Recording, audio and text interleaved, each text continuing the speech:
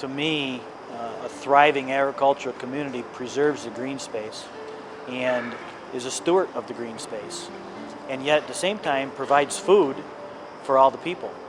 And if you think about society in general, one of the most important things to society is good quality, ample food. So they kind of go together. Green space and food go together in a strong agricultural community.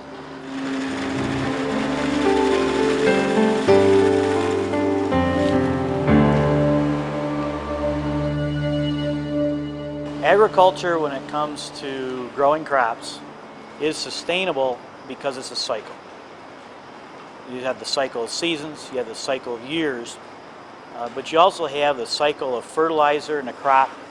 And on a dairy farm, we plant a crop in the spring, and we want a high-yielding crop to be productive to feed these cows that they convert to milk. In order to do that, we need fertilizer.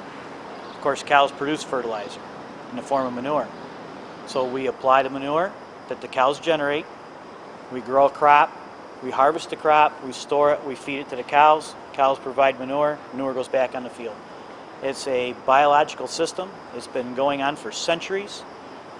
It is, they're saying all things are good in moderation, and manure is certainly good in moderation on the soils here in our part of the country, and that's what makes this area so vibrant.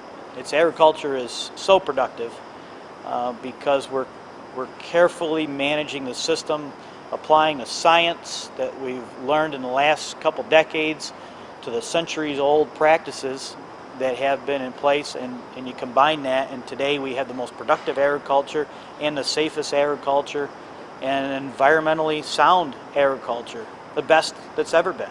This land is going to have to be productive for many generations, and so during the time frame in which I'm responsible for the management of this land, I want to be sure that I've done it in a way that's safe, not only in the products we produce, but safe for the land, so it can be remaining productive for generations to come. So responsible use of the chemicals, responsible use of fertilizer, responsible tillage practices so that we maintain minimal erosion, and we leave this land better than it was when I started with it. The carbon footprint is really very closely associated with productivity. If you have higher productivity per unit of production, you reduce the carbon footprint because that unit of productivity is more efficient. So if we can get our cows to be more productive in this environment, say this year than they were 5 years ago, we have significantly reduced our carbon footprint per unit.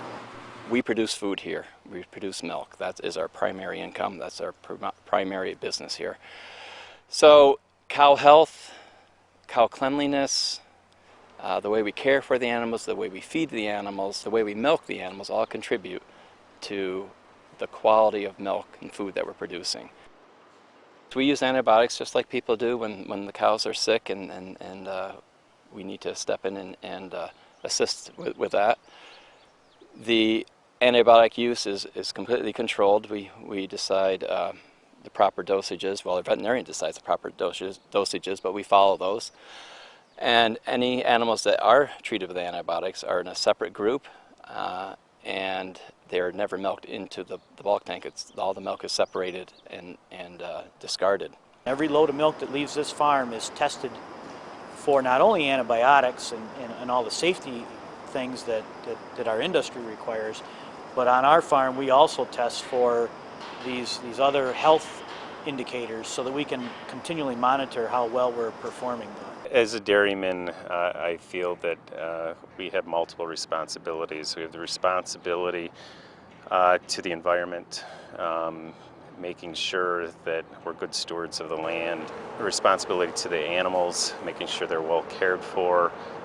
We have a responsibility to the community, making sure they're aware of what we do here on our farm, being participants in community events, helping out in any way we can. We have farm owners who are on town boards, school boards, grievance boards.